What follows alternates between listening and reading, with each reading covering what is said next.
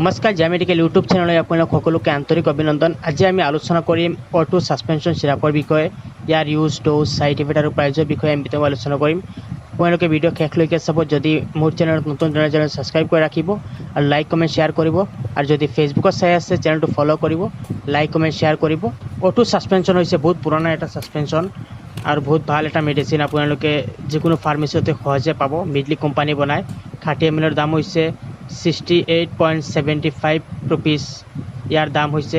Auto সাসপেনশনত কি দিয়া থাকে, অফ্লক্সিন আৰু মেট্ৰনিয়াজল দিয়া থাকে, দুইটা কম্বিনেশ্যন দিয়া থাকে। ইয়াত অফ্লক্সিন দিয়া আছে 100 mg আৰু মেট্ৰনিয়াজল দিয়া আছে 200 mg। অটো সাসপেনশন হৈছে সৰু বাচ্চাৰ ডিচেণ্ট্ৰি বা ডায়েৰিয়া বা পাতলা পায়খানা হোৱাৰ এটা ঔষধ। অটো সাসপেনশনৰ দুইটা কম্বিনেশ্যন দিয়া থাকে, অফ্লক্সিন আৰু মেট্ৰনিয়াজল দিয়া থাকে। অফ্লক্সিন এটা এণ্টিবায়টিক হিচাপত কাম কৰিব আৰু মেট্ৰজন এণ্টিবেক্টেৰিয়া খতম কৰাত সহায় কৰে।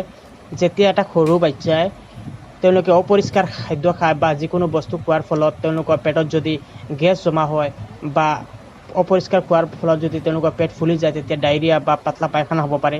তেনে ক্ষেত্ৰত এই চিৰাপ ব্যৱহাৰ কৰা হয়। এই চিৰাপ ব্যৱহাৰ কৰাৰ সময়ত এজন ভাল চিকিৎসকৰ পৰামৰ্শ লৈ খুৱাব, কিয়নো সৰু বাচ্চাৰ ক্ষেত্ৰত এজ আৰু ৱেইটৰ ওপৰত ডিপেণ্ড কৰিব। ইয়াৰ ড'জ সাধাৰণতে 2 বছৰৰ পৰা 4 বছৰলৈকে 2 ml কৰি 2 বাৰ দিয়া হয়, আৰু যদি 5 বছৰৰ ওপৰত হয় তেনেহ'লে 5 ml কৰি 2 বাৰ দিয়া হয়।